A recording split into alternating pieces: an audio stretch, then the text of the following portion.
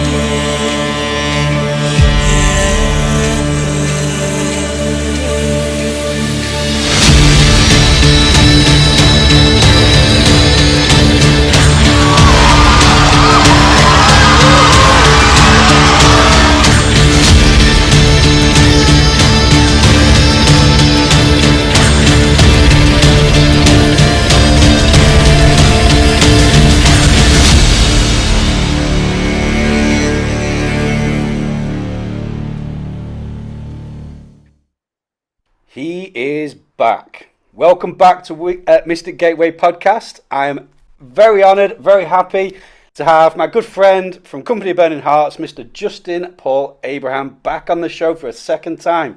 Justin, how are you doing?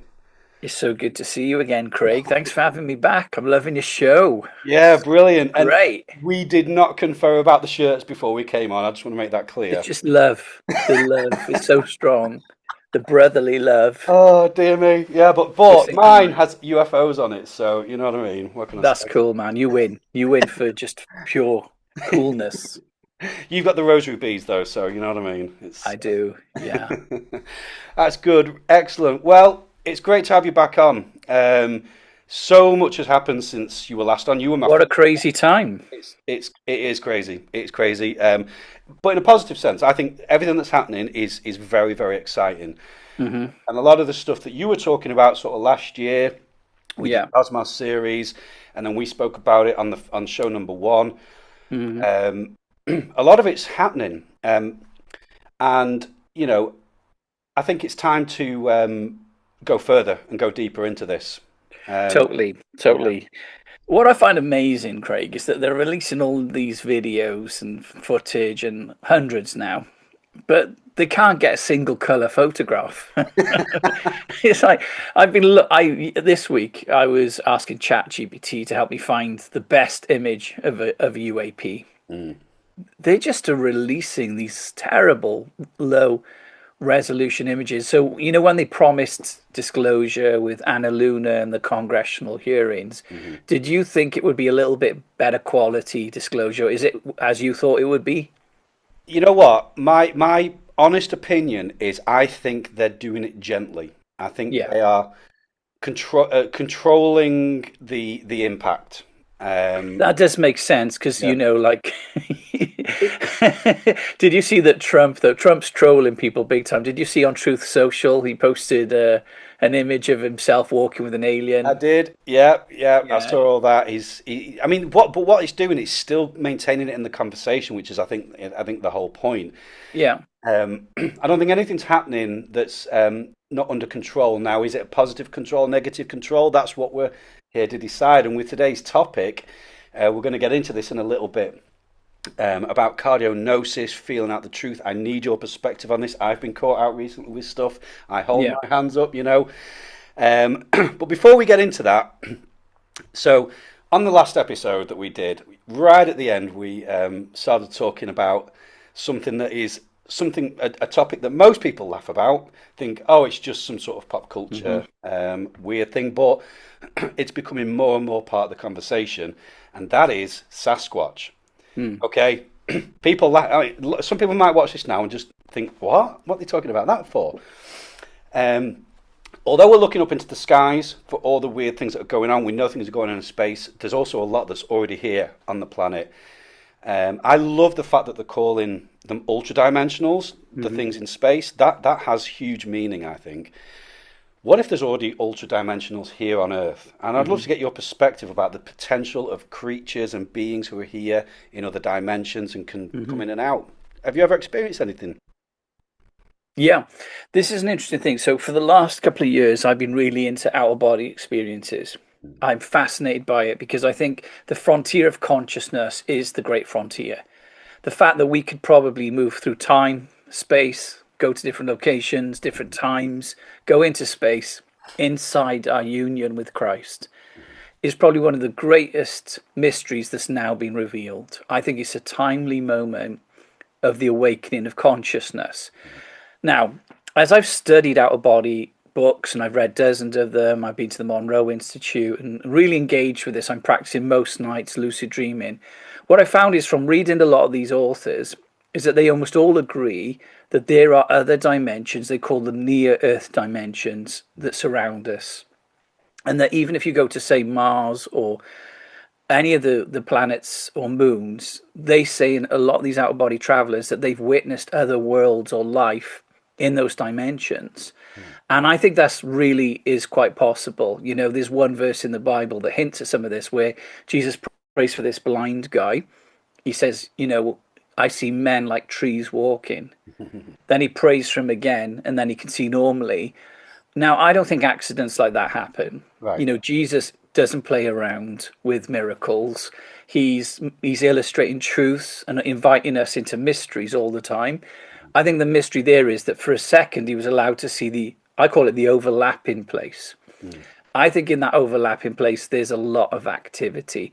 I've even been allowed to see that there are pocket dimensions. What I mean by that is there are some worlds that are separate from Earth, but they actually feed off Earth, and it's almost like they're tethered to it. Mm. Um, yeah. Now, as for Sasquatch, I think it's been much more of an American phenomenon, hasn't it, than here? Yeah, yeah, that's right. I mean, they are here allegedly, according to my research. But yeah, what struck me was because I've had experiences with them, not seen them, but heard them in the US. Yeah. A lot of the people there, it's just part of they know. I mean, the Native Americans, that's the word Sasquatch is a Native American word. Yeah. They just had relationship with them. They knew them. They worked with them. Yeah, that's it. I think most of our mythology has some basis in truth. So somebody who was good on writing on that was Christopher Carter. He was Mm. a guy I ministered with. He's passed on now. He's with Jesus, and I've seen him since because he's helped me actually go into the cosmos because he loved the cosmos. So he's been one of my guides, and he's appeared to me a few times when I've been meditating, and each time I've been allowed to go into a powerful outer body experience. But he said a lot of the mythologies that we have in the world, say like the different gods, Yeah, there's a basis of truth for all of it. right. So the Bible does talk about Elohim. It talks about Benai Elohim. It talks about sons of God or the stars of God. And when we get onto UFO phenomena, UAP phenomena, I think we said this time is that human history, even in the Bible, is written from the perspective that it all got messed up by beings from another dimension in the first place. Humans didn't start the mess. We didn't light the fire. Other beings did. You have the Garden of Eden, which was a blurry place because was it in earth or heaven, or was it in both? And then you've got these beings, humans, which means God's blood. Adam, we were God's blood. They're blurring. They're seeing the unseen and seen. So I think the main design for humans is that we know all these realms at once, because I consider us to be the architect species. What I mean by that is we're not just living in the house, we're creating the house. We're not, and you could see that in even nature. We create cities, vast cities. We create architecture, design. We are a design species, an architectural species. So you've got a being, Satan, Lucifer, the morning star, whatever name you want to use, the serpent, the snake, the reptilian, is in the garden and has already fallen.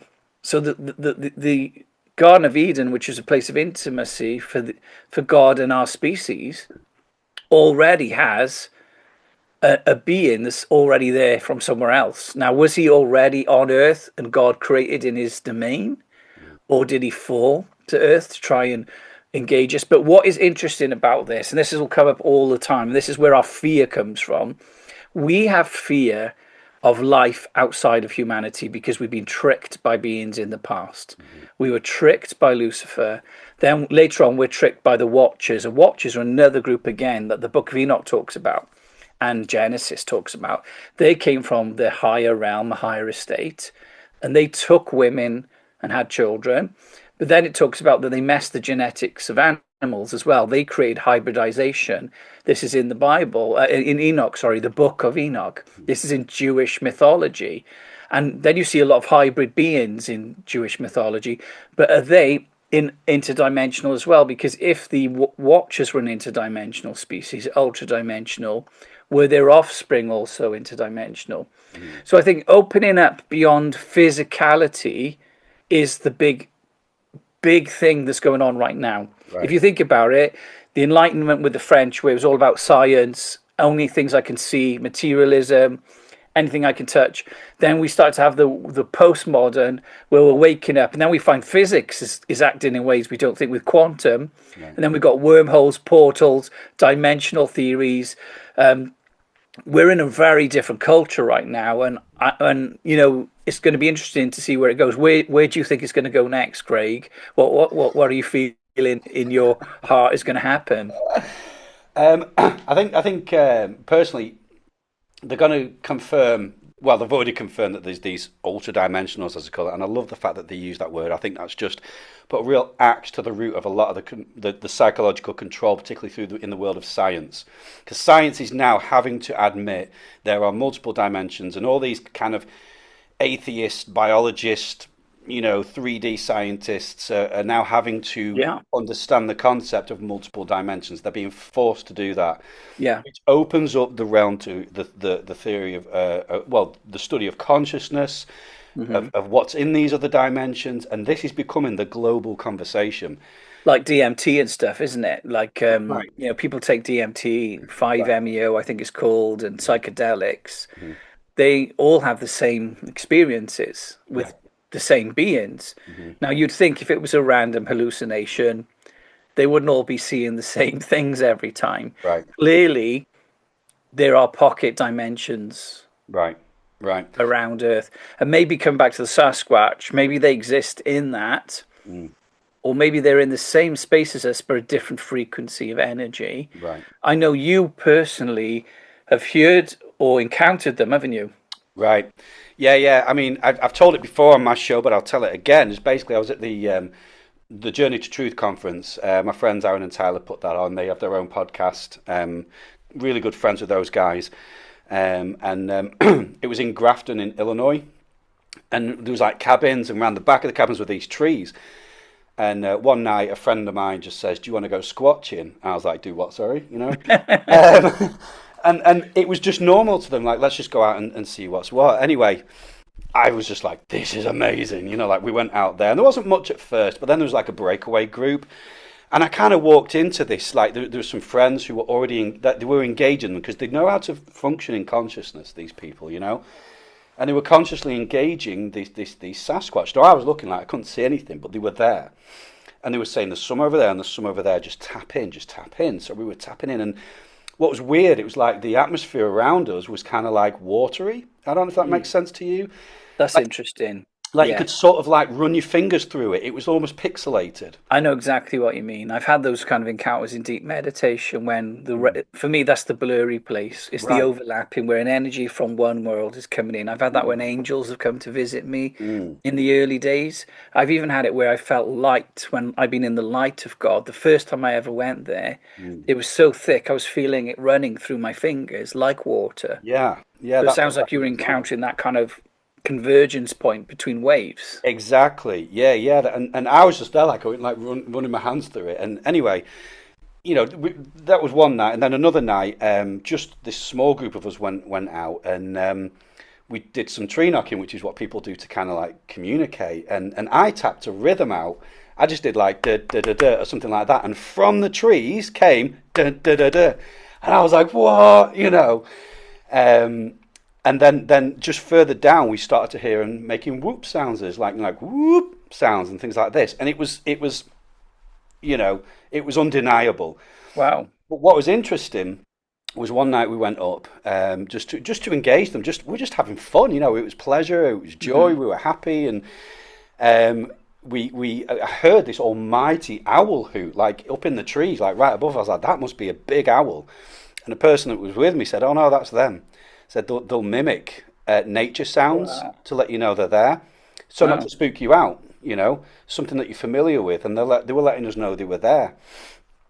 And I was just like, this is amazing. But what's even more interesting is on the last night of the conference we were there, we were down by the cabins. This little group of us were there again, and we were thinking, should we go up, should we not, or should we stay calm? Because we used to have like a fire with Hmm. all the people, and should we just stay and socialise?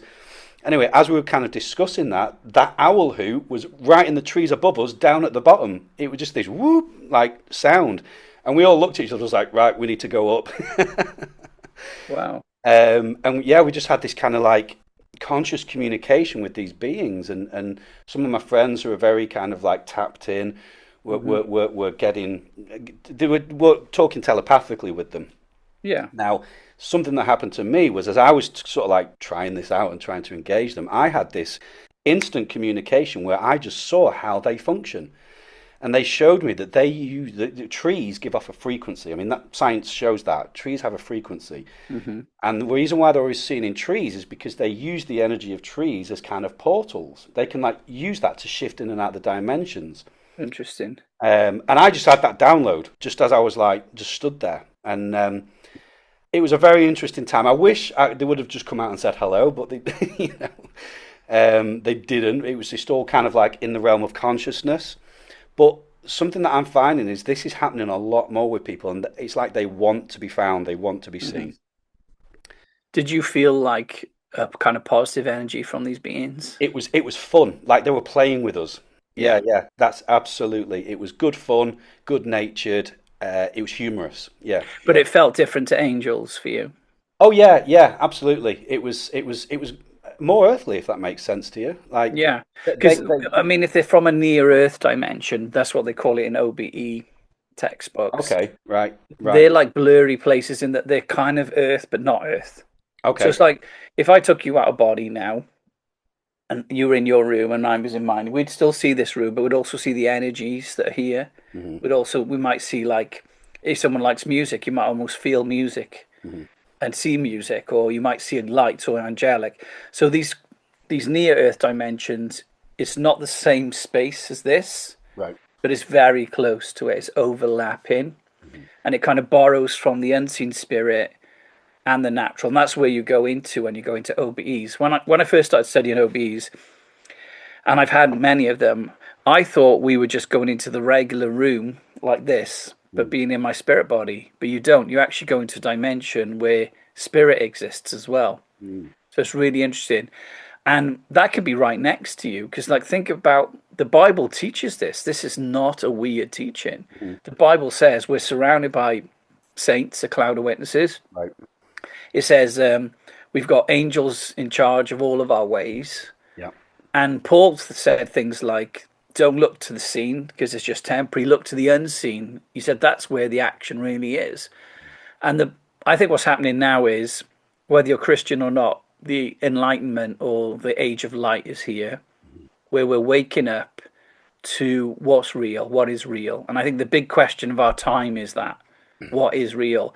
What things have we thrown away that will prove to be true? Which things have we held on to, which will prove to be false? Like, I'd say we threw out a lot of mythology that we probably need to understand now through a different lens. We threw out a lot of our history. We need to pull it back and see through the light.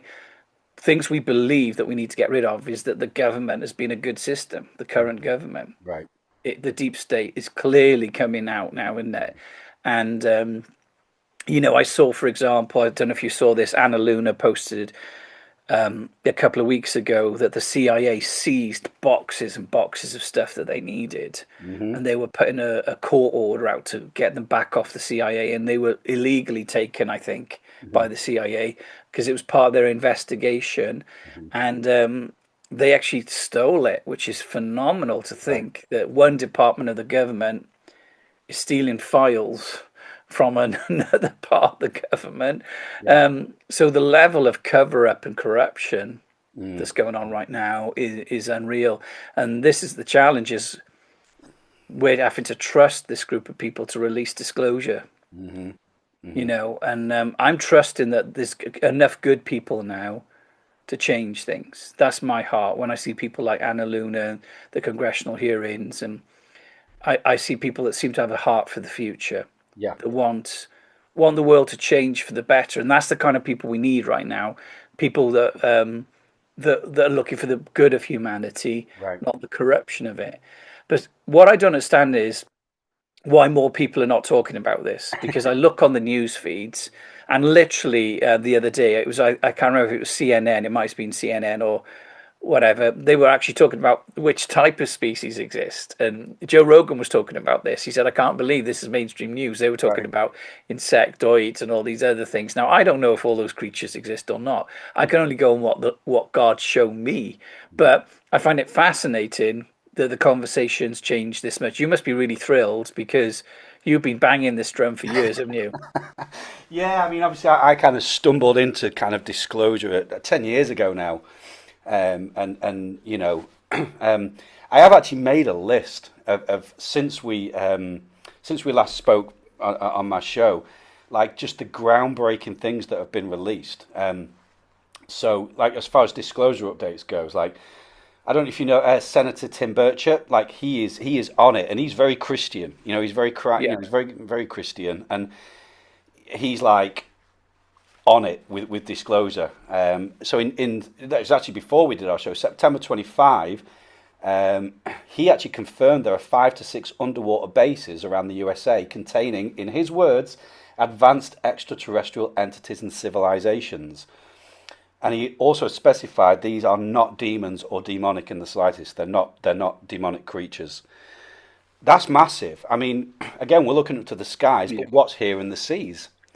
Now, and when were they here originally? That's the question, isn't it? Because the one debate that's going on right now, isn't it? And Louis Elizondo was talking about this on the clip you sent me.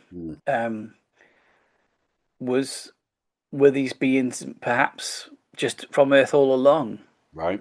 Yeah. We don't know how long cultures existed on Earth. We don't know what kind of different species even humans have branched off into, really. Not really.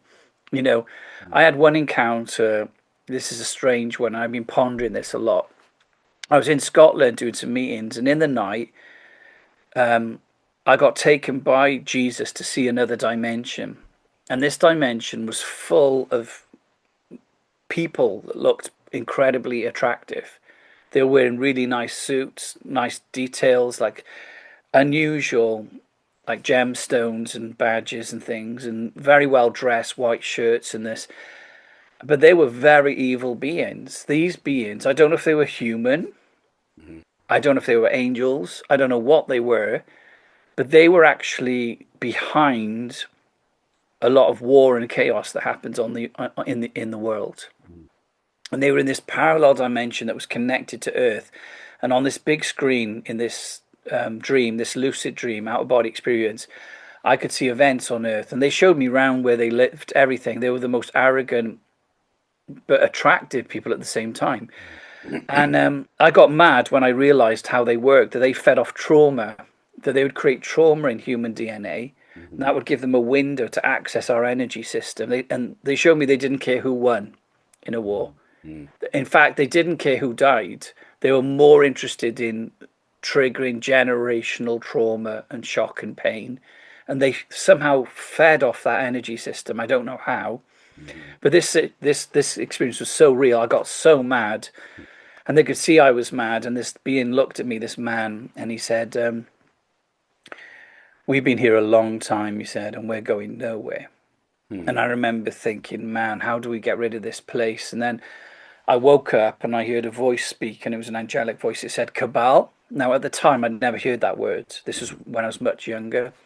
So when I woke up fully, I was trying to look it up and find it. I couldn't tell how to spell it, but I eventually found out Cabal means a secret or nefarious group of plotters that kind of steer events. And it matched exactly what I saw. Now, I believe we are going to have to learn how to deal with these kind of groups. I don't believe they're going to last forever. They think they are. They think they're going to last forever.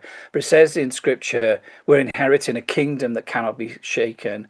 But in these days, he's going to shake the heavens, which represents the cosmos. It represents other dimensions and the earth. But the kingdom that we belong to, the kingdom of Christ, is unshakable and eternal, and it's going to keep growing. So I feel like there's a lot of things right now where I think, I'm just theorizing, I think a lot of people are pretty frightened out there right now in the deep state because God is shaking the system. He is shaking it. He's exposing it. The secrets are leaking everywhere now. I remember years ago when they arrested the WikiLeaks guy and tried to stop him from leaking stuff. They held him in prison for years. It was really corrupt. He's free now. But whilst they held him, the world changed. There's no containing, and the Bible talks about this. Jesus said, there's a time coming where what's done in secret will be shouted from the rooftops. And I believe that's the age we're in now. Disclosure isn't just happening on a cosmological level. It's happening on a what are we? Who are we? What is our purpose in creation? What does God think about us? What is this story that we're in? And I think we're even going to look at the Bible, angels, everything with a completely new perspective soon. Things are going to open up. In one of my OBEs, this was a powerful one, many years ago, I got taken to like the library rooms of heaven, which I know New Agers call the Akashic records. And it's like the infinite knowledge source. Now, it can appear to you in so many different forms. It's appeared to me as a waterfall of light. It's appeared to me as a vortex of energy that you can look at. In this time, it appeared to me in the form of books, and there was a librarian, this massive angel. And I'm looking at all these books, and, all this knowledge is opening up. And what was I saying just before this? Because I got distracted by explaining it. I was linking this to something we were just talking about. Knowledge being released, secrets being revealed. Yeah. Deep state being revealed. Yeah. Yeah, well, this knowledge has all been released now. We're in the age of disclosure. And I think, I can't remember why I went down that rabbit trail, but I know that you can't hide things in this age. We're going to find out. We're going to find out true history. We're going to find out true knowledge. It's all opening up. And there was a reason. I know it. Greg, help me. I had a good point. I don't want to leave it because I was going somewhere. It'll come through. Because it always makes me think of Paul Keith Davis talking about the age of the open book. Yeah. Like things are being revealed. We're in the age, we're in apocalypse, is what the end time means in scripture. But apocalypse means the revealing of reality. Yeah. So we're in the age of the revealing of reality. And this is what I was going to say was I saw in the library there in the Akashic records, it was called the Chronicles of the Angels. And this was volume upon volume. But what hit me was I knew in this OBE, and this OBE happened like 20 years ago, that we'd got it wrong about angels, that we think they're just these one race, one species, they all have wings or whatever, that they're all just one type.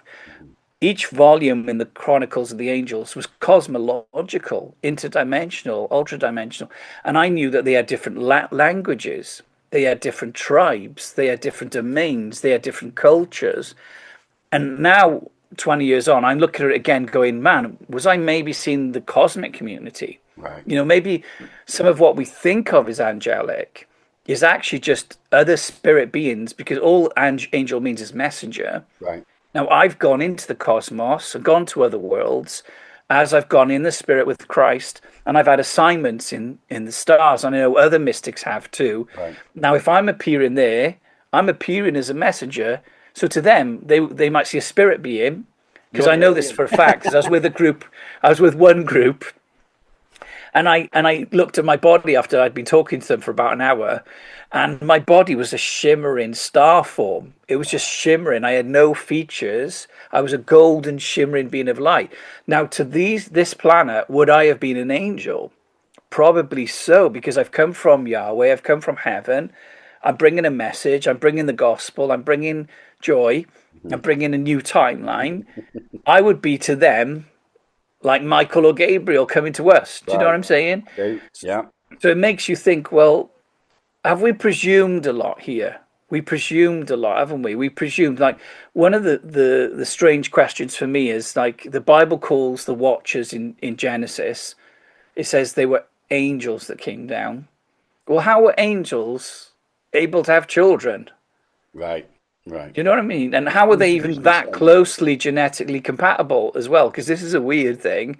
It's like, it's not just that they managed to have children.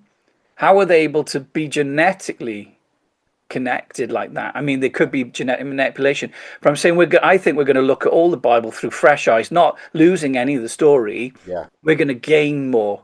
We're going to see why more fully Jesus came to free us from, like, in containment. Manipulation. Yeah, he broke the power of sin and death. Everything that's in the Bible, I fully believe. Yeah. But I just believe there's more going on here. Yeah. Like it says, he's raising up the church to show his manifold wisdom to principalities and powers in the cosmic, heavenly dimension. Right. In other words, there's something going on with us as a species that's universe impacting. Mm-hmm. Mm-hmm. Now think about that. Maybe that's why so many beings are attracted here. Because another thing I found out by studying OBE books, and I've read so many of them now, I'm running out ones to buy, which is sad because I'm enjoying it so much. But one of the things I found reading this book is that a lot of them see there's a place where beings around the cosmos are watching Earth. And what they've said is there's a hugely significant thing happening here that has impacts into everything, really, into all creation. And I think that's why Jesus came here. Why did Jesus become a human? Why did he include all of humanity in his life? What is it, our role as an architectural species, to formulate a new timeline, not just for us, but maybe for these other beings? Because scripture hints at this. It says, all creation's groaning to enter into the glorious freedom of the sons of God, to free it from decay. Isn't it interesting that a lot of people who encounter, say, the Greys, talk about the fact that they seem to be stuck in a pattern of decay. They seem to be stuck in a pattern where they can't reproduce. And they're using human genetics to enhance their own race. That's one of the big narratives around the Greys. That's one of the things. Now, I haven't seen them directly, so I don't know if any of it is true, but I do find it interesting that it fits with Scripture, because Scripture's saying that creation's waiting, travailing, groaning, to put on life, for life to swallow death. Now, if you look at the universe, it's come under decay, isn't it? It's come under entropy. Could it be that we have got a pivotal role in the recalibration of the cosmos, the restoration of the cosmos? And could it be that the language of the future will be cosmological? I absolutely agree. I totally agree. And I think this I've been on this recently, in that I think certainly people in the disclosure world need to really grasp the honor to be human. Like, yes, we honor the other species out there and very interested in it, but we're here in a human body for a reason. Yeah. And we're enhancing what it means to be human. I mean, your book is called Beyond Human because you're pushing those boundaries of what it means to be human, or the tradition in the traditional sense. It could have been called fully human. I debated with myself because really Jesus is the full human Right, package, if you like, right. divinity and us merged in oneness, which is called theosis, where we Hmm. become like God because God became like man. Yeah. I call it beyond human because I was trying to say it was beyond this way we've This been exactly. Yeah. into Totally a understand new that. creation. I believe Jesus reveals what we're supposed to be like. Jesus was blurring matter. He could create water into wine, walk on water. He vanished. He did miracles. He created healings. He could bend the quantum field. Could He, disappear. he could disappear and appear. He could change form. Yeah. He had full governance of the atomic structure, the molecular structure, the quantum foam. Hmm. Now, I believe that's what we're meant to be doing. Hmm. And that's something I don't believe any of these other species can do, like we're called to do. Maybe there's pockets in the universe. I am beginning to suspect there are other pockets like us Hmm. out there, just from things I've seen. And scripture says when the world was created, it says the sons of God and stars shouted for joy. So that makes me think there is a cosmic community that is running with the plans of God as well, Yeah. because scripture seems to hint at that. It says, for example, only a third of the stars fell, it says Hmm. in scripture. That suggests two-thirds didn't. Right. Yeah. Two-thirds were already like benevolent, good stuff. Do you know Yeah. what I mean? Yeah. I'm fascinated by this stuff. And I think this is why Enoch's appearing to people, Yep. because Enoch was a template for this. He was at the time where they were dealing with the Watchers, they were dealing with bad technology, advanced technology, global technology. They were dealing. Genetic hybridization was going on in the time of Enoch. Hmm. Wickedness was going on. Real bad stuff was going on, and Enoch was part of the new age merging there, like the new creation age. Hmm. But he was ahead of his time. It's like God allowed a person to step into it way back at the beginning to show everyone this is what it's going to be like at the end. And what Enoch stepped into, he started to blur through realms, and the Watchers actually came up to him, these fallen entities from the cosmos or angels, whatever they were, and said, "Will you go to the Creator and appeal on our behalf? Because we know we've basically screwed up so bad." They didn't even like what they'd done. They were sorry. They were weeping. It says they were genuinely weeping. Hmm. He positioned himself for the OBE. It says he went in. He goes up into the courts of God, the Lord of Spirits, he called God back then, Lord of Spirits, which I love, Hmm. because he's the Lord of all these spirits. Right. The We'll ultimate never meet a authority. being Yeah. Yeah. that he isn't Lord of. Right. He's the Lord of all creation. In Hebraic, they have a prayer that they pray where they call him the Master of the universe, the Lord of all creation. And woo! Well, I'm feeling that. I'm feeling that, dude. That hit me. That hit me. Masters of the Universe, and there's a He-Man film coming out as well. Sidetrack. There we go. So it must be true. Is he good? Yeah. So no, one of his names, I can't remember it now, but I got it on a slide I use, is Lord or King of all the universe. Okay, and any being that we've met, he is still king of. He's still king of everything. Every knee bows before him. He's the great one, but he's love. Mm. And I think what we've got to understand is his heart is love. Like he could destroy evil like that. Mm. Mm. But in doing that, he would destroy the evolution of freedom and the evolution of consciousness and of people that willingly become like him and go lower and learn to love. Like, can we love? One of the keys for seeing things in the spirit I found is, can you love things that don't look like you? Mm. You know, so like years ago, I was ministering with this cool guy, and he was a Jewish guy, and he was telling me over lunch. He said, "I've seen creatures in heaven that only God can love." I might have told you this before in the Is this last. Dr. O? Yeah, Yeah. and Dr. O said this, and he said it to me like I should know this, but I sat quietly thinking. I just normally do this. I go quiet because I'm pondering. I was thinking, whoa, Dr. O's seen stuff that's so weird Hmm. that he says only God could love that. Right. Now, the old me would be thinking, well, maybe that's just that he's seen angels. Hmm. But what if he's not? Yeah. What if he's seen species? What if these different things we see are, yeah, there are spirit beings. I know there are pure spirit beings, by the way. Hmm. There are some spirit beings that don't come into this. The Jews call this visible universe the world of action, right?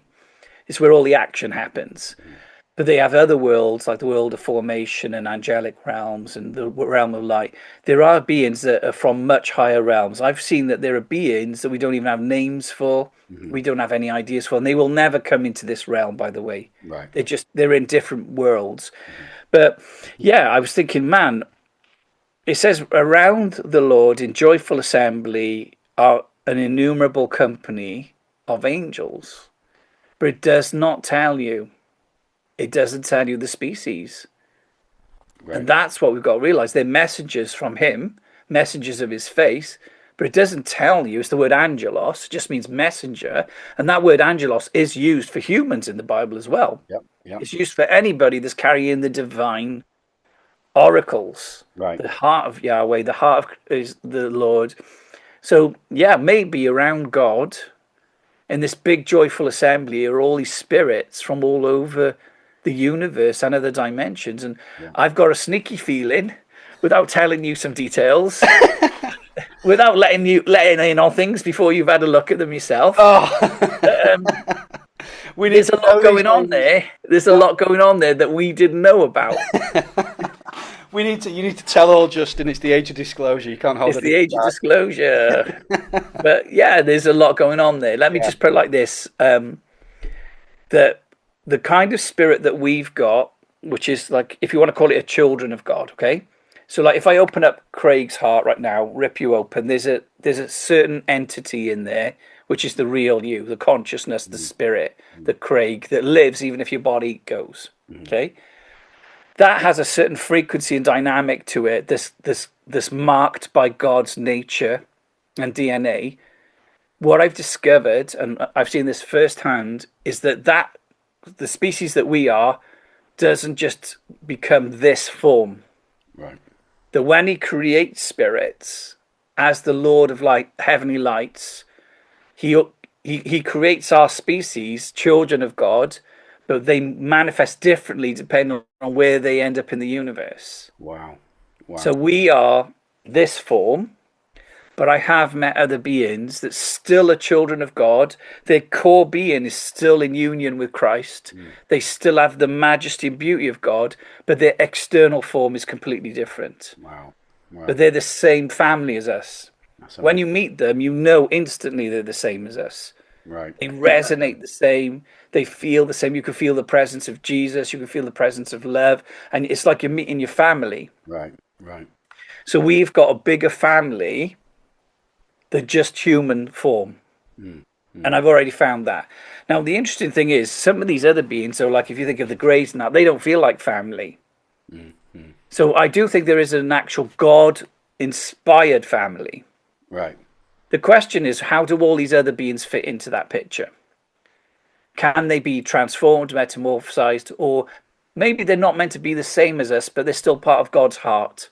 Mm-hmm. Do you know what I mean? Like there's like in the prodigal son story, for example, there's the sons are in the house, and one of them runs away and messes up and comes back. But there's also servants in the house. They're not the same as sons, right? Right. So maybe there are all these things in the house, but they got different roles and functions and levels of intimacy.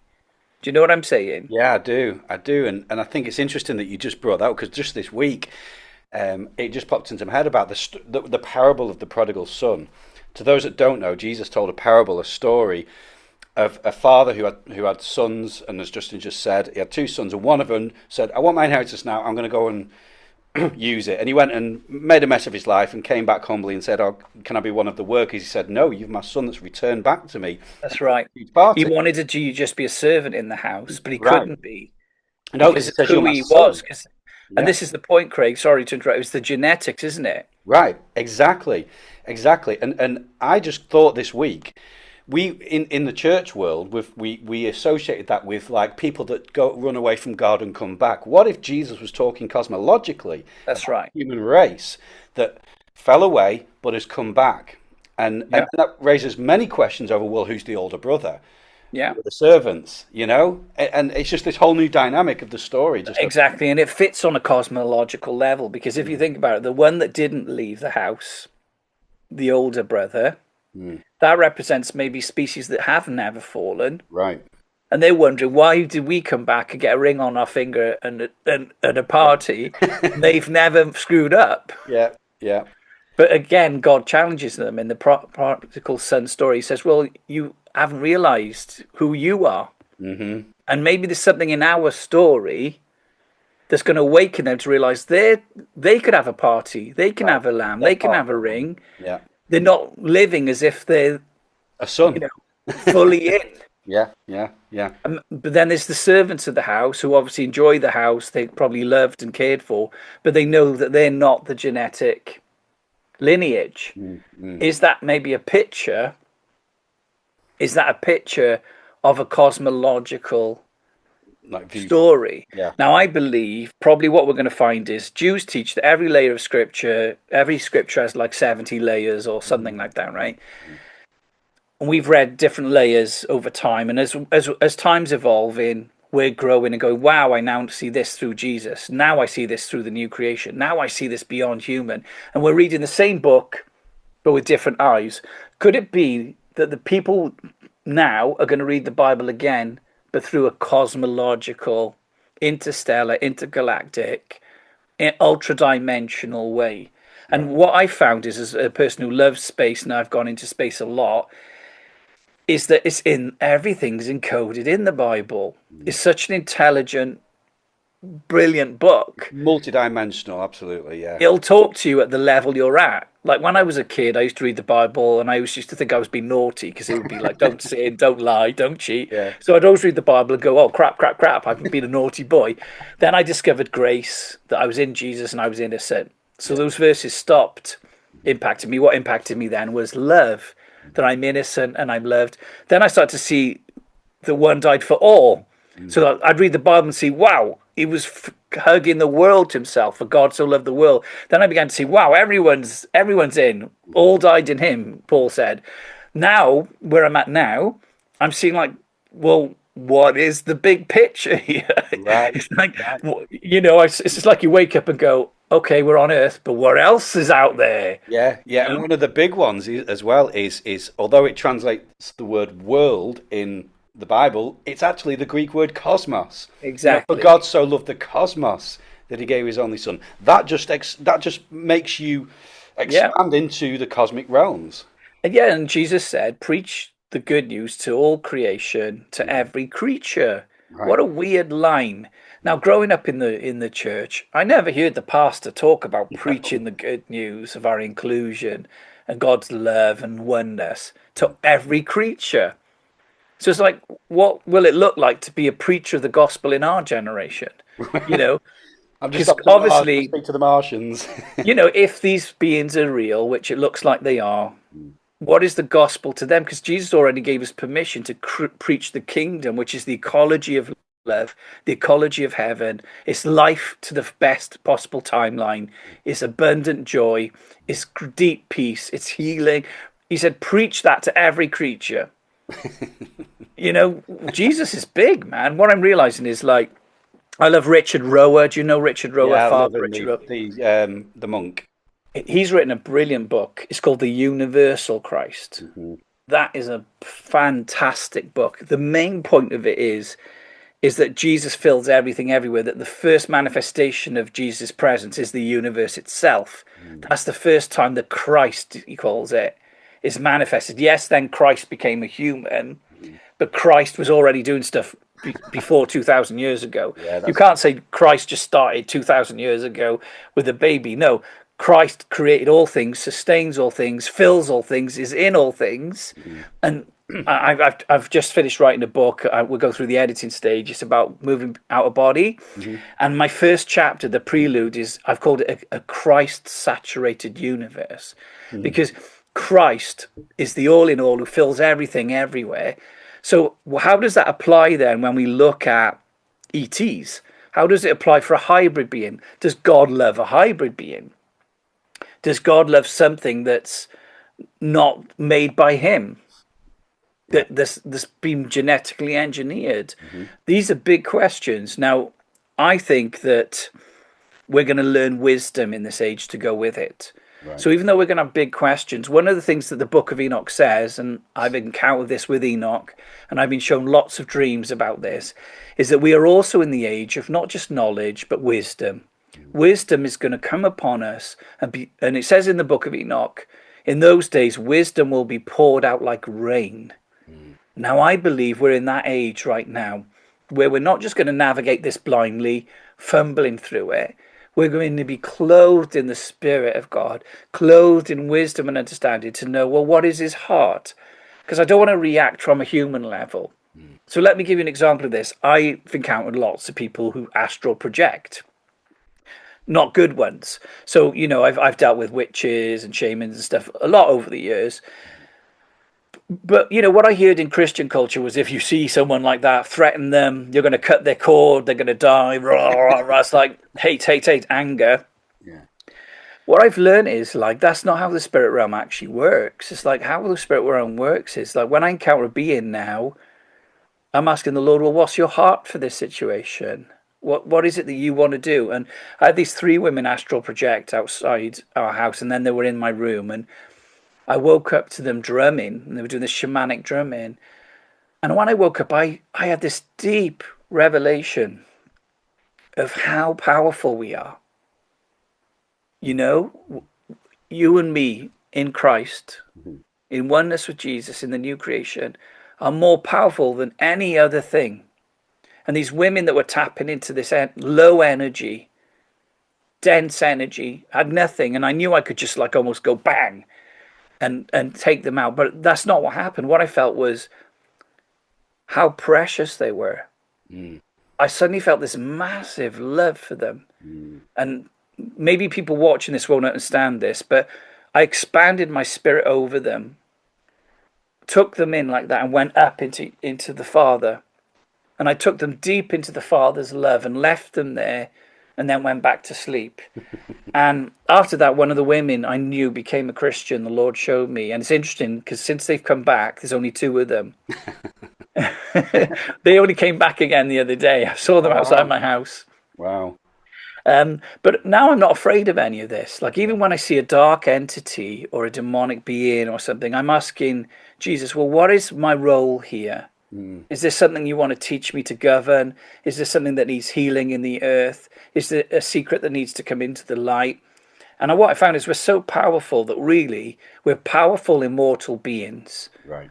And we should have nothing to fear in any dimensional realm because we're in him, living in Christ, moving in Christ, in his peace. And these days I'm asking different questions like, how does this thing function? Why is it there? Who put it there? Oh, how are we supposed to transform this? How are we supposed to change creation?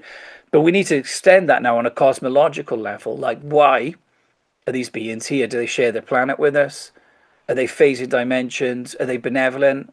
Are some neutral? Some good? I suspect it's a mixture of all of that. And that's the reason why it's so difficult to get a lovely answer. Like, wouldn't it be great if every UAP was identical? And I didn't like it's a barcode on it telling you what it was or something. Like in Star Trek, they had codes on the Enterprise was NCC 1701, right? I love the fact that you know that. Dude, who doesn't know that? Who doesn't know that? So, but they don't. Everything they see is different, isn't it? It suggests there's a lot more going on here than one thing. It's interdimensional. Should we be afraid of that? Absolutely not. I'm excited by it because it makes me think, well, this is an amazing time to be alive. Technology, Jesus told me, is going to look like magic. I really believe we're going to find 0-point energy. He showed me years ago, 20 years ago, we're going to harness the power of gravity. Maybe we're on the verge of that.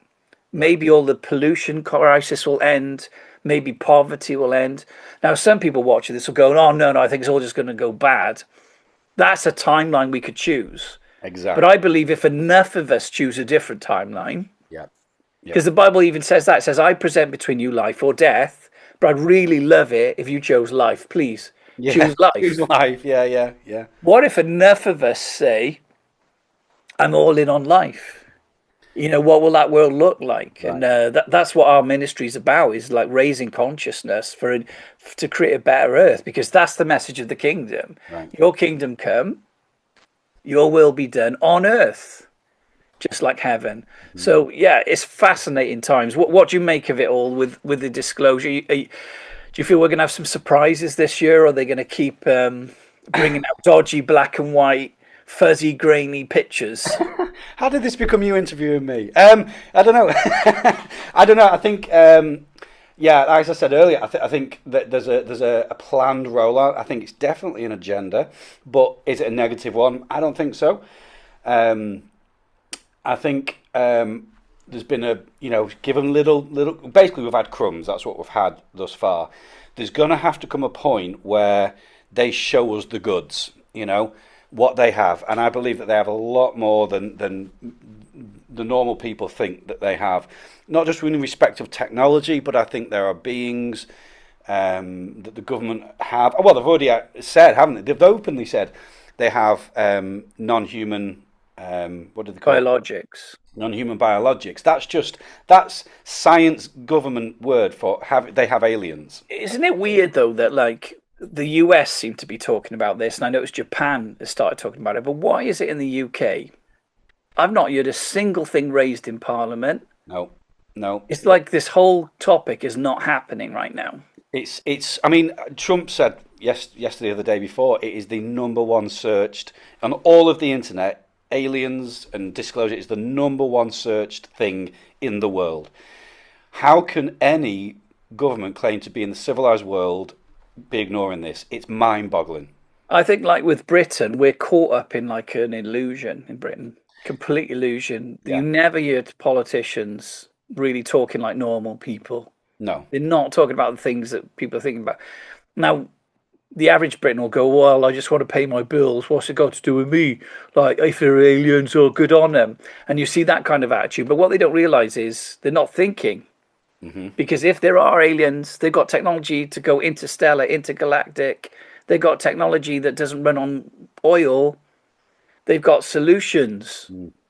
Obviously, they've got solutions that can even impact space-time, And those should be huge questions. But I think what's happened is our consciousness has been suppressed so much by the media, by fake news, by just watching loads of TV all the time, movies. It's kind of put people into a sleep, because really we should be all agreeing right now this is vitally important. We shouldn't be distracted by wars. Wars are happening, yeah, but I mean we shouldn't give them too much of our attention. We should be giving our attention to creating a better world. Yep. Absolutely. Creating a better earth. What is the new economy going to be, and how do we prepare for that? What will it look like to have limitless energy? What will it look like to have a world where we can create anything we want? Right. We really do need to be engaging wisdom in a new way in this generation. And I think our role as believers in Jesus is to help the world, to be like birthing the new dawn and not fighting that, but aligning with heaven and saying, okay, Jesus, I don't understand a lot, but I know you're with me, and you are the beginning and the end. And there's nothing happening right now that surprises God. And it's all outworking. Is it going to be a bumpy ride? I think so. Like, I was watching a thing on AI this week, and this kind of blew me away. Facebook just sacked 8,000 people that were doing like IT jobs. Another company sacked, I think, 10,000 people. Hollywood, Disney just sacked thousands of people. The wipeout of jobs that's going on because of AI right now is unreal. And I think we're not asking the right questions here. We should be asking, okay, how are we going to give value to people? How can we support them? And why is there no regulation on this at all to protect people's dignity, to protect their copyright? I was watching a video this week of a girl who, her record producer wanted to run her voice through different models to see what they could do with it. But what he didn't know, when he put the voice on there, they owned the voice. And they started running her voice and through songs, and she's now fighting them. And then I saw another video of an artist who, same thing, the AI cloned her voice, but then automatically put a copyright against her. She had a strike that she was using their copyrighted voice. Yeah. And I know Janine, who works with us, she's had issues with AI Mm, copyrighting her music and mm, hijacking her music. So we're in a very turbulent time right now. We're in like a time where you can't isolate any of these things from each other. We've got AI, we've got new technologies, ultra dimensionals, deep state. We got a new economy merging, new technology. Has there ever been a time that crazy in human history, if you think about it? Like, we are really, really going into unprecedented times where we're going to need that mindfulness meditation consciousness because we can't get caught up in the story. mm, We have to get caught up in the deep within divinity, mm. Christ in us, the hope of glory, Yeah. where we're rested in Him and He rests in us, and we flow from high consciousness, high decision making, and that's what will change the atmosphere around us and change the consciousness of our culture. What do you think about it all, Craig? What are we going to do? Well, I think there has to be a consciousness expansion. Like I say, it's important that we talk about Christ. There's huge swathes of people coming to terms with the idea of Christ consciousness, that we're embodying divinity. Hmm. I see that happening everywhere now. Yeah, You for sort of sure. spoke about the UK. We have a rich history of, it's encoded in our DNA. Our heritage, our Christian heritage, but in some aspects we are trapped in that. In that, we've become very humanistic. There's been a definite stronghold of humanistic type, atheistic science. Yeah, Very, very trapped in the material world, and it's like, okay, you can have your religion over there, but the real decisions are made from science and that's logic. right. You That's know, true. that's what's kind of plagued this country, really. Now that I see is going to be broken here with disclosure, because we're already having to accept ultra dimensionals, interdimensional creatures and beings on a scientific level. I think the scientific community are crap in the pants right now because they're having to reconsider everything. I'm all Absolutely. for it. I'm all for it. I think religion is going to have to be reconsidered. Every institution, education, and even down to economics, which is where it affects every single person on the planet right now. Hmm. I mean, things are not easy here in the UK at the moment. People are struggling. Bills are really high, and Hmm. they've gone up astronomically over the last sort of 4 or 5 years. Yeah. That's people's consciousness. That's where they're at. They're worried. They're scared.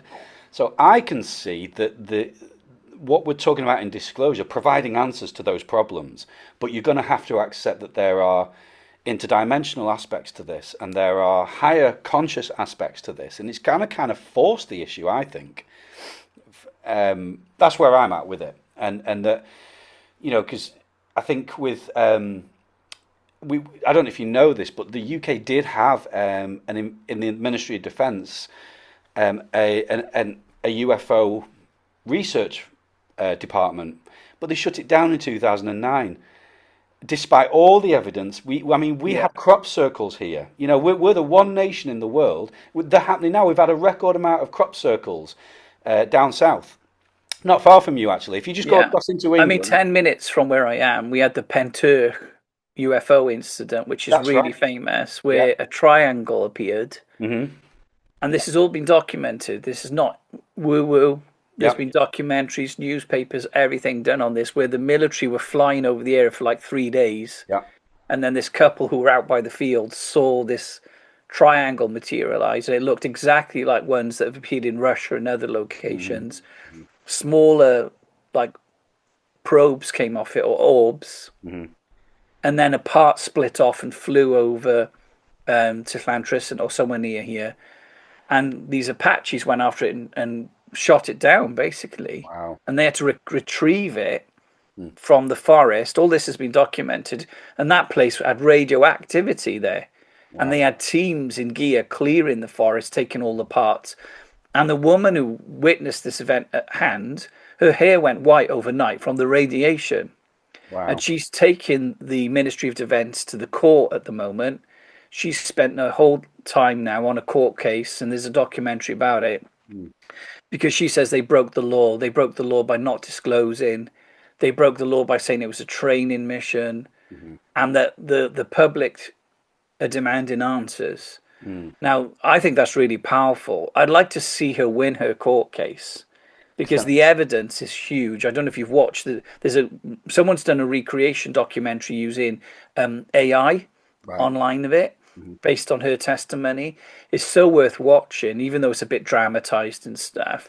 Yeah. The actual story and the amount of people, and this is interesting, Craig, the military took everybody's phones. They drove into Penturk Yeah. that night. Yeah. All the people that managed to film some of this, they took their phones off them. Mm. So she's taken them to court and has built up a massive legal case against them with all the evidence.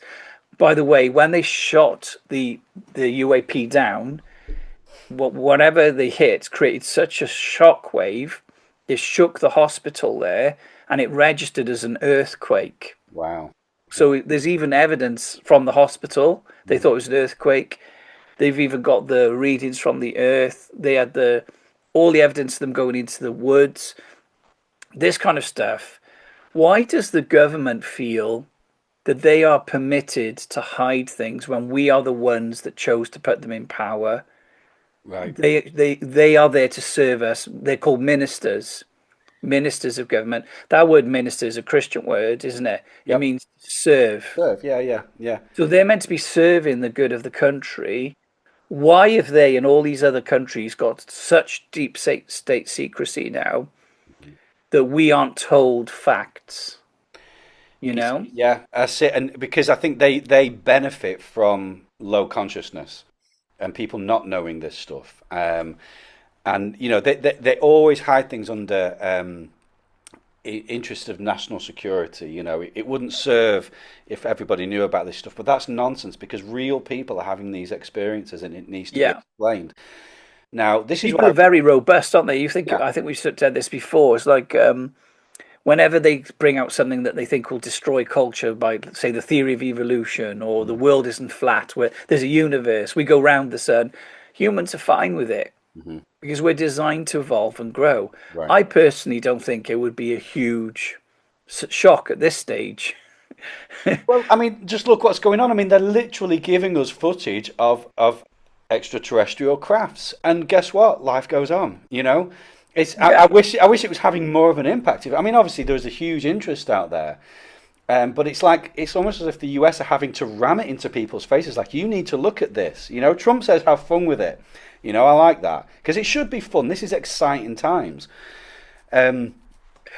The thing that isn't fun for me, and I was thinking about this today when you messaged me earlier with that video from Louis Elizondo. They were talking about hybridisation and things Yeah, like that. yeah, The thing I've never liked as a human being, as somebody who believes in love, believes in kindness and the gospel, I'm always amazed at how evil people can be sometimes. hmm Like I told you about that pocket dimension where I met these humans or whatever they were. yeah, yeah. That happened so long ago, and I'm going to ask for more clarity on it now. Mm. Like, were they just humans in another realm? Was it a parable I was seeing through this OBE, this lucid Mm. dream? But I don't like the thought of people doing cruel things in secret. Do you know what I'm saying? It's hmm like I've seen some of these videos now. I don't know if they're real or not, where they captured a grey, and there's quite a few circling where they say this is real from a crash. But I don't even like the way they're treating it. You're right. Do you Yeah, know what I'm saying? yeah, It's like I feel like it's how, Nazi scientists, for example, in the past and Japanese in the Japanese Empire, they both did the same. They would give people horrible diseases to see what it would do to them. yeah. And I've seen documentaries on that, and they would do it in the name of science because we're the government and we can do this. hmm I don't think that should be how we handle anything.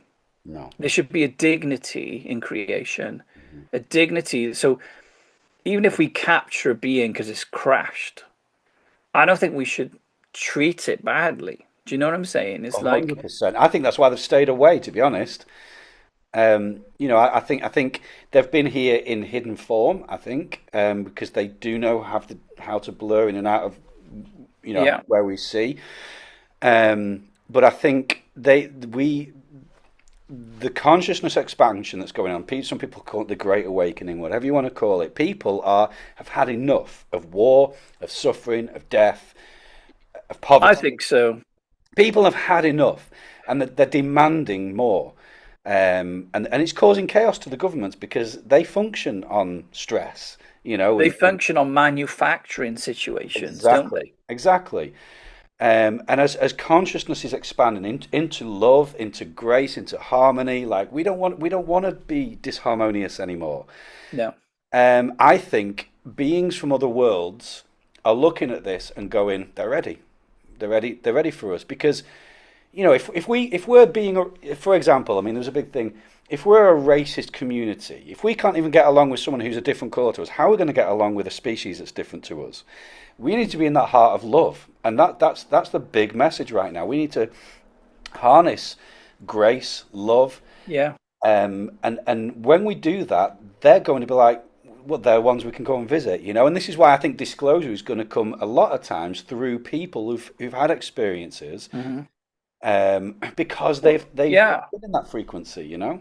It's interesting you're saying that because it's like different people have different views on this, but like Dr. Stephen Greer and the CE5 contacts, where they go outside by a beach or by, a lake or something or mountains and they do a meditation, then release benevolence Hmm. and love to whatever's in the cosmos. Hmm. And they'll often have like lights appear, won't they? Orbs. Hmm.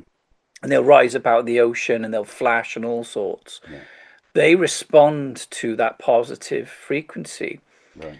And I've got a theory that the universe does have laws to it. And the law of this universe is love. I agree. The love is the fundamental. It says in the Bible, he looked at what he'd made and it was good. Mhm. And the idea there is in Judaism is that the universe is founded on loving kindness. That's the word they use, loving kindness. Mm. So the frequency of the universe is actually loving kindness. And I think when we align with that frequency, the quantum field responds, nature responds. So, for example, I've done lots of nature miracles, many of them, even with people there seeing it with me. I've always had to go into a rested love state for it to work. Mm. I've always had to go into union and sweetness. And even when I stopped my first storm, it was raining so hard in Cardiff, and there was a whole month of rain happening in one day. I went into an ascension, went up into the clouds. And I know this sounds weird. This was the first time I ever did it. Nobody taught me to do it. I just tried it out. I was in my car. It was pouring with rain. I go up into the clouds and I felt them welcome me. I know that sounds weird, but I felt the clouds welcomed me. Hmm.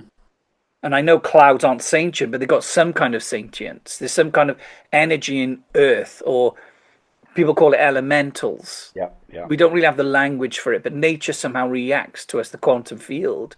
And I knew that the quantum field in the clouds was reacting to me being there as a being in union with Jesus. Hmm. And I said, thank you for the rains, but this is too much. Please, will you stop? And when I did that, no joke, it went from the worst rain I've ever seen in my life, hand on my heart, it was unreal. It just stopped in just a couple of drops, and it just stopped as soon as I did it. And I Wow. was able to open my car door and go to the meeting I was about to do with Mm. no umbrella, no rain, because I'd just gone up into the clouds. Now, could it be that that's how the universe is designed? It's designed to cultivate loving kindness. It's designed to cultivate love. And that it says, don't be conformed to this world or the pattern of this age. That's been chaos, Yeah. killing, greed, capitalism, racism, ideologies that compete with each other but are just the same as each other, like our parliament, or like America where you've got republics versus democrats. It Mm. feeds off dualistic thinking, us and them. I'm somehow different to you, when half the time the two sides of the fence are pretty similar, at least in Right. the UK. 100%. Yeah. Yeah. Yeah. you know so maybe we've got to move away from the us and them mindset. Yep. Oneness. Oneness Yeah. will determine the future. I Even agree. with animals, like we treat animals as an other, but animals really respond powerfully to love. Hmm. There's some people, like you've seen this, I have online, where there's like guys who can literally go to wild lions Yeah. with the frequency I'm of not love, and kidding. they become friends with Yeah, them. yeah.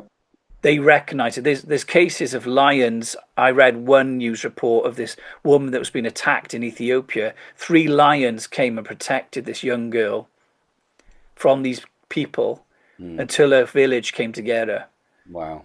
There's lots of cases like that. There's cases of animals showing benevolence. I saw a video. It wasn't AI, a real video of a, I think it was a whale or something, flipped a turtle up onto a ship Wow. because this turtle was bound by fishing line, Right. Wow. and Just they cut the fishing line off it and released it back into the wilds. amazing. But a whale helped it. Mm, mm, You know, maybe the logic of the universe is love. mm, Maybe that's what we've got to tap into at this time. And I know it's hard right now to love because everything in the media tries to play us against each other. mm. This is why I don't like the woke stuff, because the woke stuff was about playing up our differences. Right.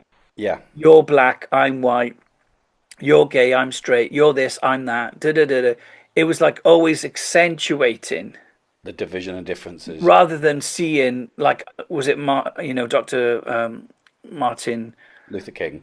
Yeah, I can't remember how to say his name. But he said we shouldn't judge a person by the color of their skin, but by the quality of their heart. Yeah.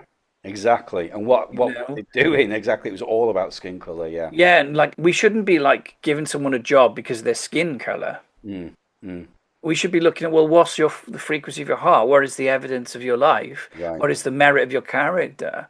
Mm, And all of this false stuff where we're forcing people into different boxes has actually, and I read this again this week, this was another article in the press, is that the woke stuff's actually made racism and hatred worse in the world correct. because it played people against each other. Exactly. Yeah. Yeah. And in doing that, it actually made the differences accentuated Yeah. when really we've all been born from one source. Correct. Yeah. There's only one human race, Yeah. you 100%. know. But can we broaden our hearts right now to even think of a cosmological culture? Like, is it possible for us to expand our hearts to think maybe there are Sasquatch? I don't know. I've never looked into it. It's an American thing, but I've heard your story and it's fascinating. Hmm. I've heard other stories. If we saw one of those, could we love it? Because a loving heart is an open heart. Hmm. And I feel like we've got to, like, somehow in this age become radical in our love. I agree. And I know that will make us look crazy, but that's what Jesus was like. Hmm. Jesus made them crazy, but he had radical love. He was against empire. He was against stoning people. He was against burning people. He was against manipulation, control, religion, separation. And he fought it through love, sacrificial love. Mm, Maybe it's going to take mega sacrificial love to change the world, mm. but I hope that we can do it. I believe we can do it. I do too, and I feel that there's been an energy shift in this conversation. This is beautiful. I'm just going to ride that because one of the big questions I wanted you to answer and go into is because there's been a lot of well, I don't want to say confusion, but there's a lot of material out there, particularly related to disclosure. And I just feel like we're getting in our heart space. So what a perfect time to talk about what you talk about, cardionosis, Hmm. in that we've spoken about AI. There is so many AI videos out there, and you talk about cardionosis, which is heart knowledge, is living in the heart, Hmm. and the heart know. The Bible says the heart knows all things. One of the biggest words we could ever use is the word all. Even though it's only a 3-letter word, because you can't escape it. Hmm. So I would love it if you could just, as we're getting towards the end, if we could just go into sort of explaining cardionosis and how it works, what it feels like, and what it looks like to you as you Yeah, practice it. it's really important right now It is. because basically cardionosis is not judging a thing by what it looks like or sounds like or what someone told you. It's judging by the energy and frequency that you connect with through your heart space. And it can become so powerful. Sometimes I will hear people's thoughts, but I'm not invading their thoughts. It's like I'll know their intention, I'll know if they're a good person. It's so important whether you're in business, making marriage choices, making decisions about where you live. This energy system's there for you to tap into to make the best decisions. Now, the way I use it is I have it always open, but I'm not bombarded by things. I've got a peace bubble and I just sense stuff. So, like, for example, if I meet a person for the first time, I'll open it up and just read their hearts. Now, if I see that they've got issues and that they've got serious issues in their life, that doesn't diminish my love. The person's issue should not set the standard for love. It just means you're aware that they're struggling. So you can choose whether that's the person you're going to work with. And you can choose to treat them in the way that they need to cultivate consciousness. Or be straight with them and say, look, you've got serious issues in your life. You need to deal with it. Even that's love. So my motive in it is love. But what I've had to learn, because I've traveled around the world for 25 years, is when you're getting invitations from different places, I've got to read the person and find out, do they even know how to look after me when I get there? In the early days, I didn't have this ability, and I'd sometimes go places, and they'd treat us bad, put us on the floor in the kids' bedroom, but their kids are in the other room, obviously, but not feed us right, not pay us. And sometimes some of those people would be having affairs or corrupt. And very quickly, I was asking God, please let me read people. Now, this is how you access it, is you have to value it. You have to say, please, can I have a telepathic heart where I read people? I believe humans are all telepathic. I've got a whole series of teachings on this. Yeah. So, for example, with your baby, you often know what it needs, your dog. You often know how your friend's feeling. You might know they're about to call you, and they'll say, hey, I was just thinking about you. I was just thinking about you. We're always doing it. But the difficulty is we're not acknowledging it. Now, if we tune into it, it gets stronger and stronger. And I think we're going to have to need this. So, for example, even if we met extraterrestrial life, let's say theoretically now, you meet a being from a species, you're going to have to read it based on its truth, not what you think. And also, you then can't judge the whole species based on one entity, because you might meet the entity that's a nut job, for example, but others in that species might not be. It's like you can't meet a single English person and know what all English people are like. You've got to read that person beyond the physical identity and say, okay, this is a great person, compassionate person, or this is a person that lies all the time.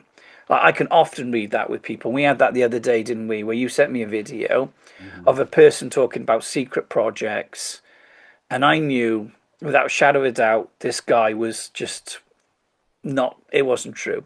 Because I could feel the frequency of truth. Okay. And this, it doesn't matter how cool a story is, if the person reads as dead when they're telling you it, unemotionally attached, apathetic, like it's nothing, you've got to go, man, this person's not telling the truth, because a real story will produce colors, it'll produce frequency, auras. I often say to my wife what people's auras look like. Now, do I literally see an aura? No, but I do see it in a sense way. I could sense, and you can too. So, like, have you ever seen a person you could tell they're really shining, or they look darker down? If you tune into that, you'll start to sense the energy a person carries, which we now know is a real electromagnetic field through heart math research, that we are releasing biophotons, electromagnetism. We're releasing theta waves, alpha, beta, gamma. Our whole body's talking. Our heart is broadcasting to 10 feet away. And if you're standing next to me, you will be in the field of my intelligence.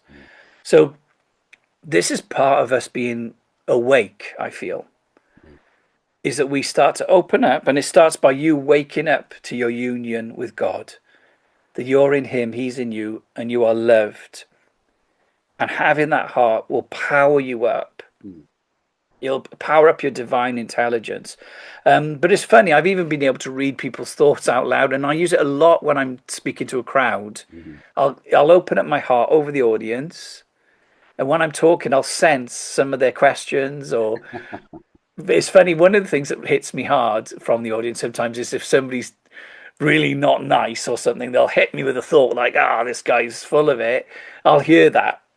I'll actually hear that. So I'll pause sometimes and clarify the point. Right. so they Okay. get what I'm saying. Yeah. You know, Yeah. I'm not trying to have fights with people, but one thing we must do is we must make good decisions about who we let into our core friendship group. Mm. We love everyone, Mm. but don't let people into your core friendship group that the frequency isn't right. Right. Yeah. Because even Jesus had his core disciples. Do you know what I mean? Yeah. Yeah. He had his three closest friends in that group. We know he had Judas, but Judas was there for a reason. Right. Is that it's really important to choose allies that lift your consciousness. Mm-hmm. One of the ways I use it is when I'm talking to a person, I will hear the frequency of their voice. And the frequency of their voice will tell me volumes about them as a person. Mm-hmm. It'll tell me what authority they have. It'll tell me their maturity. It'll also tell me whether they have got like a put down energy. Do you know what I mean? Where you put you down. Mm-hmm. In this age, we can't afford to be around people like that. I Right. call that old earth consciousness. Yeah. Yeah. Old earth consciousness is passing away. Now, cardionosis also works for animals. It works for weather. It works for how you spend your time. So let's say you've got a free day and you're thinking, shall I go for a walk or shall I do this, meet this person? If you stop for a minute, you'll feel a different energy on each choice. Mm-hmm. The one with the most energy is usually the optimum one. And this will help you make decisions on how you spend your time, who you spend your time with, how you talk, how you act. And I believe it's the natural way we can lock into each other as well. So, like, for example, when I'm in the heavenly realm, people hardly ever use vocal stuff. They talk heart to heart. Right. Yeah. I've heard It's that. just all cardionosis. Mm. And we're learning through things like the telepathy tapes. You've probably heard of those. Mm-hmm. Yeah. Yeah. And other research that we are a telepathic species. Is Right. how we're designed. So I think we need to cultivate that because, when you're encountering an entity, say in a dream, you need to read, is this a benevolent entity? Yeah. Is Yeah. this Absolutely. really what I'm seeing? Or is this something in another form? Mm-hmm. Do you know what I'm saying? Yeah. So I love it. I'm excited about it. I would love to teach more on cardionosis. I have taught on it before. Yeah. I believe you can activate it in people by talking about it, by praying for them. Mm-hmm. I first had a major activation of it when a guy prayed for me. It was a guy in Wales, and he just had this gift. He could discern people's motives and Right. stuff. Yeah. And I got him to pray for me, and because I honored it and pursued it, it sparked something in me. Hmm. But then what I did was I leaned into it. Yeah. That's the bit you've got to do. You've got to like say, I've got to know this. I'll give you one example to end. I was in California and a friend of mine with at a meeting, and she said, I want you to meet a guy tonight who's amazing. He's so full of God. He's got gold on him and glory. He's awesome. I said, great. Well, I'll meet him in the meeting. Well, before the meeting started, I go to the washroom. I bump into this guy's shoulder as we're walking through the toilets, and he just looked at me and made some joke or something. But I immediately read him. I read this guy is angry. He's a nightmare to work with. He's got unresolved heart wounds. He's got issues. Anger's all over him. He's snappy. He's not a nice guy. You wouldn't want to hang out with this guy. Mm-hmm. Well, after I do the meeting and I finish doing my talk, I see my friend. She says, here's the guy I want you to meet. She brings this guy over to me. Oh. And I knew this guy was a rat. Right. Not trying to be mean, but he was. Mm. He's still got dignity. He's going to grow, but I've just been, Yeah. funny. Yeah. Yeah. Where is that? Yeah. Yeah. Yeah, this was the major thing. I said no and just walked away. I wouldn't talk to him. He was with a very young girl as well. It just everything felt inappropriate. Yeah. Yeah. Yeah. So I'm in the car driving back, and I said to my friend, "I've got to tell you about that guy. You are wrong about him. He has not got glory on him." I said, "This is what he's like at work. This is what he's like with his family. This is his attitude." What I didn't know was the other guy that was in the car traveling with us worked with him, Right. and he was a builder or something. And he said to me in the car, "You are exactly right." He Wow. said, "Everything you've described is what he's like at work. Mm-hmm. He is an angry, difficult guy. That's what we need." Now, am I going to judge him and hold that against him? No, but it means I'm not going to believe the fake. Yeah. And Right. that's the problem right now. There are loads of fake Mm-hmm. UFO people trying to make a career out of it. Right. And we know that with, what was that name of the guy who had the exposure where he was in court? Corey Good. Corey Good. Now, Corey Good is another example, and I don't want to offend anyone, but when I heard him share his stories, I knew that was completely not true. The Mm. frequency of his heart, the frequency of his words, the energy he carried, I just couldn't listen to it. I didn't judge him. I just couldn't watch his videos because the energy Right. wasn't authentic for me. Okay. And then when he went to court over it, he said it was a fictional thing. Hmm. Hmm. And, lots of people fell out and got hurt about that. But I think they should have sensed the energy coming from the guy. This is it. This is it. This is where we're at now. Is that as things are really hotting up, characters are popping up left, right, and centre. And this is, I think it's important to say that it's not about being suspicious of everyone. No, not at all. This isn't a judgment thing. This isn't a No. negative thing. It's a truth thing. Our posture should be low. Like with that Corey Good guy, honestly, I saw an interview with him the other day when he was talking about his friend had died. Mm. I felt compassion for him. Mm. And I felt compassion for him even when he was telling these stories. Mm. Mm. But did I buy into them? That's what we're talking about. Exactly. Yeah. We don't lower our love. Mm-hmm. We're not going to judge people. He must be broken. He's a hurt person. Mm-hmm. But at the same time, do I want to buy into a fantasy? I don't. Now, I use the same skill when I'm listening to politicians, when I'm reading the news, when I'm Preachers. looking online. What's that? Preachers. Yeah, when you listen to preachers, Yeah. because there are so many fakes out there. Yeah. There was a guy exposed in America not long ago who was using Facebooks to data mine. Yeah. Yeah. Yeah. I never wanted to connect with the guy, even though he was the most famous prophet guy. He was on all these channels. Everybody was talking about him. But whenever I heard his voice, it just sounded like, does this guy care even? Mm-hmm. I understand And that. the frequency coming from his voice was like, la, la, la, la. That's what it felt like in the spirit. Mm-hmm. Now, when I hear that frequency, I know the person's just playing a part. Right. They're going through the motions.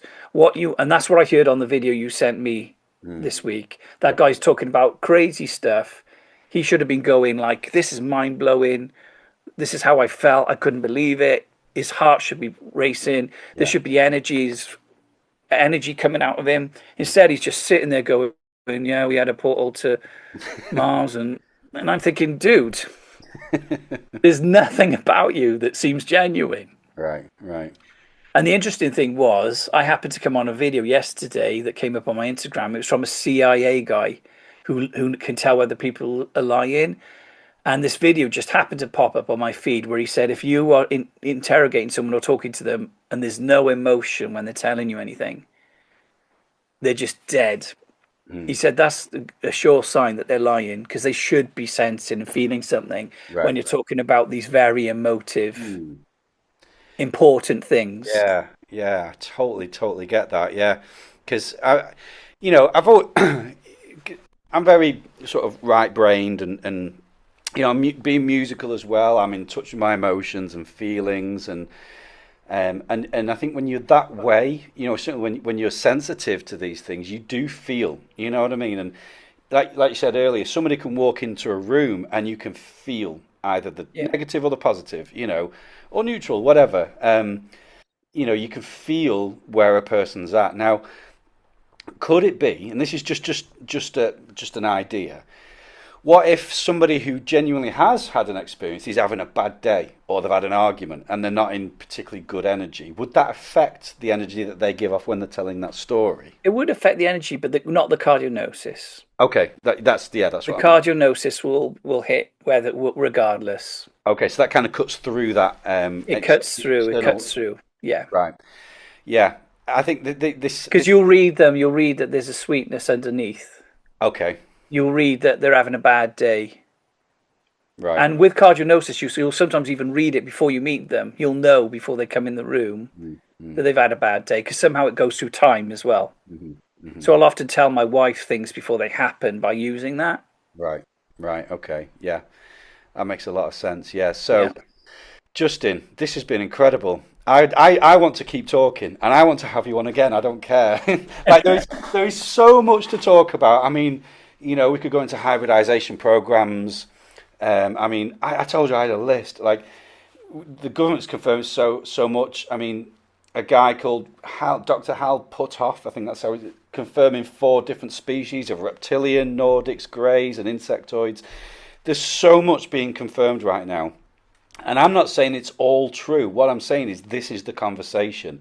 Yeah, We have to have cardionosis about this stuff. we do. And also it's not a judgment thing in the sense of like we're going to miss it at times. We're going to get things wrong. We're still trying this out. Yeah. Certainly from my experience anyway. But I think as we're honing these skills, it's going to put a demand on people that are speaking these things to be truthful and honest. Yeah. Because we're gonna feel it. We're gonna see it. And we'll make mistakes in that as well. And that's the thing. It's not perfect every time. Yeah. We sometimes make mistakes. But the thing is, we've got to start now living from the spirit or from our heart, the heartscape. We Yeah. can't move from our intellect. If we're busy, we're going to get pulled here, there, and everywhere. If we're living from the deeper self, the divinity within, the limitless ocean of silence and bliss, we will make brilliant decisions. And in a way, part of the practice right now is not falling into the energy system of the world. If you find this winding you up, if you find this like pulling you here, there, and everywhere, step back, breathe, reset, and you'll be amazed how wisdom comes to you. It says in scripture, if we ask for wisdom, he gives wisdom to all without finding fault. Yeah. And even wisdom says in Proverbs, doesn't matter how stupid you are, if you're a fool in your folly, call to me and I will come. And that's what we've got access to, is that what we've got to remember in all this stuff we've talked about on this call, with all the challenges, AI, interdimensionals, ultradimensionals, is that God loves us and God is holding us and we are very, very special to his heart. Right. And Jesus is not going to fail our species. He says the kingdoms of this world will become the kingdoms of our God. And he's going to be fully victorious in what he set out to do, because love never fails and love isn't going to fail us. So that we've got to lean into the future, and the future is love. The future is peace. The future is joy. And the more we can cultivate that energy, the better. And I think with the UAP thing, it's just good to step out of it sometimes and just breathe. Right. And not get caught up all the time in it. Allow it to unfold naturally. I love researching stuff and I have waves of it. But what I think is a good habit is knowing when you need to step back and just replenish. Right. And cultivate meditation and replenishment. And ask God to speak to you. Because this is the amazing thing. Even with all these angels and beings and saints, the greatest wonder of all is that we have access to God. The creator, the source, lives in us. And we can access Christ in us, the hope of glory, and have a real meaningful relationship with God. And that's the source of all and the joy of all. And then it doesn't matter what's going on in the world, you've already got hooked up to the best thing you could ever want. Because even if you saw an alien, it's not going to fulfill anyone. You'll want to see another one and another one. It's like when I have it's like when I eat candies. I love sugar. I love chocolate. Yeah. It's never going to satisfy. You're always going to be like, like my family knows not to buy me marshmallows or anything like that, because I turn into a beast of a person when I start nibbling a marshmallow. But I tell you what does satisfy, what does fulfill you, is union with Jesus. I've been in union with Jesus now for a very long time, and every day I'm just so thankful. Every day I know I'm in him, I live in him, move in him, and my future's safe, my family's safe, the world's safe. That is such a beautiful, beautiful place to live from. And that's why the gospel's good news. It's called good news. It's good news for everyone, everywhere. It's not about you or what you believe. It's about what he believes. And he thinks we're amazing. And he thinks we're the best thing ever. And he died for all of us because he loves us, to set us free. And I believe that Christ consciousness is going to invade everything, and people will wake up to it in different ways. But the Bible puts it like this. It says the knowledge of his goodness, which is his glory, will cover the earth like water on the seas. And then it says in Psalm 22, all the nations will turn and remember, and all the families of the world will remember and worship you. So I'm convinced and persuaded 100% that the future's safe. So I'm moving from a good future backwards, if you like, pulling that future into now. Right. And that's why I call myself a futurist, because I've seen the future and the world's totally transformed. And it's at the age of light, the age of magical technology, the age of abundance. It's a joy economy, a wellness economy. So no matter how crappy it looks right now, I've already seen that God has plans to prosper us and not to harm us and to give us hope and a good future. Yeah. Now, my goal is that we get there the easiest way possible. I Right. think there's probably 20 ways we could get there or Mhm. more. Yeah. Yeah. I want to choose the path of love, the path of joy, the path of wellness I and agree. Yeah. honor and valuing each other and seeing each other through Christ, because he puts a dignity in everyone. And I even want to see all those weird beings out there through that lens as well. Hmm. Some of them might be bad, some of them might be amazing, some of them might be neutral, not bothered. Hmm. But I'm not going to set my love based on them or whatever creatures exist.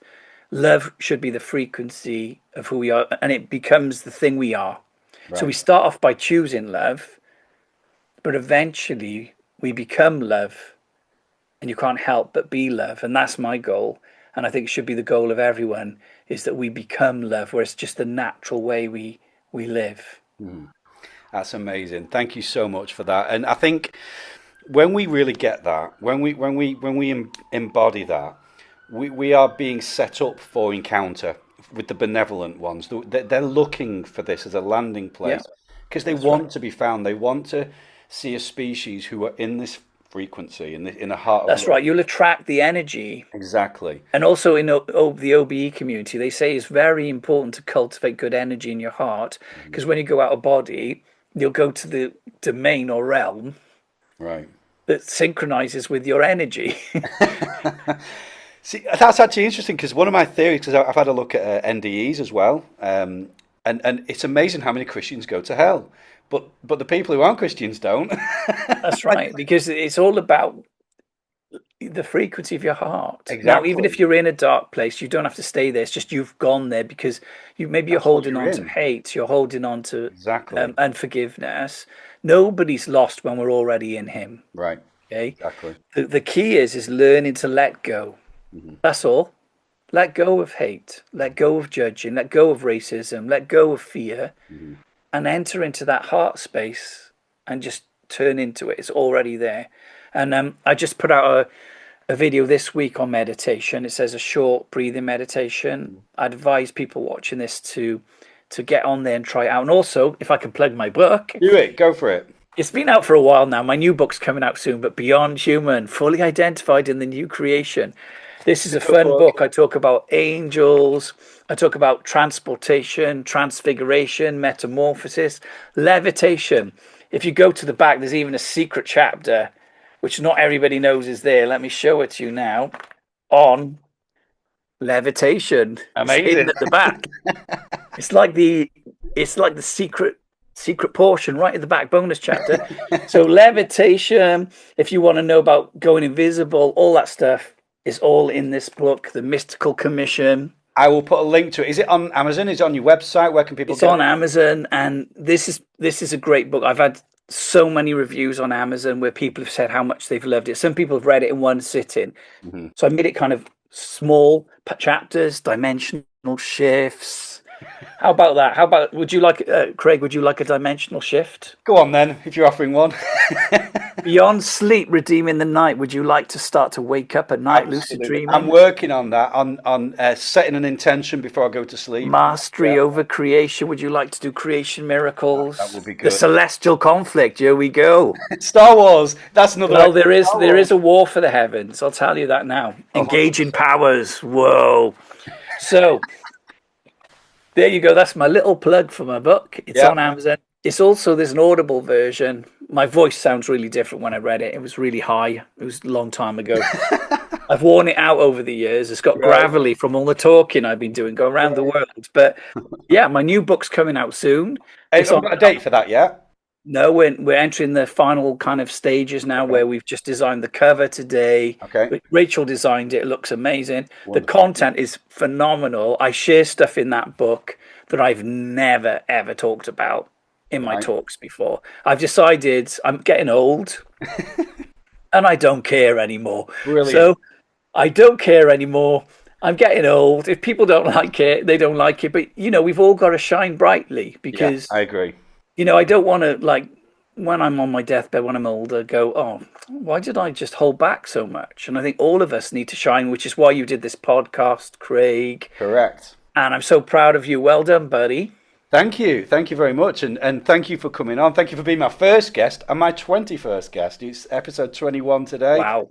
Wow. We're really I'm pumping content out, getting all kinds of different voices on. I appreciate everybody subscribing as well. Leave your comments. Hey, Craig, you could really host your own conference sometime.